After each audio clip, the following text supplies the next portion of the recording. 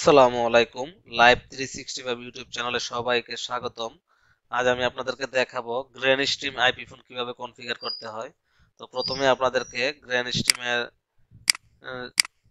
Default IP বা হচ্ছে যদি আপনারা সুইচ থেকে আইপি ফোনে দিয়ে থাকেন একটা ডিএসসিপি আইপি শো করবে, তখন আপনারা ম্যানুয়ালি আইপি ফোনের সেটিং এ ক্লিক করে স্ট্যাটাসে ক্লিক করলেই আপনারা আইপিটি দেখতে পাবেন যদি ডিএসসিপি করা থাকে।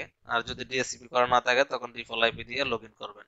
তো ডিফল্ট আইপি দিয়ে লগ ইন করার পর প্রথমে আমাদেরকে যে জিনিসটা করতে হবে, নেটওয়ার্ক সেটিং এ গিয়ে ইথারনেট সেটিংটি করে নিতে হবে।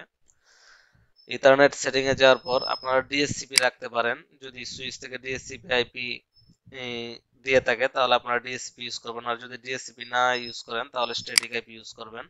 তো স্ট্যাটিক আইপির ক্ষেত্রে আপনারা আপনাদের মতো করে আইপি বসায় নেবেন।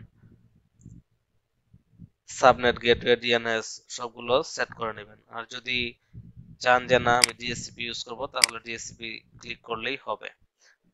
দেন প্রথমে আমাদেরকে আইপি নিয়ে কাজ করতে হবে। ইথারনেট সেটিং এ গিয়ে ইথারনেট সেটিংটি করে নিতে হবে। তারপরে হচ্ছে আমরা অ্যাকাউন্টসে যাব। অ্যাকাউন্টসে গিয়ে অ্যাকাউন্ট সেটিং এ গিয়ে অ্যাকাউন্টস কনফিগার করে নিব।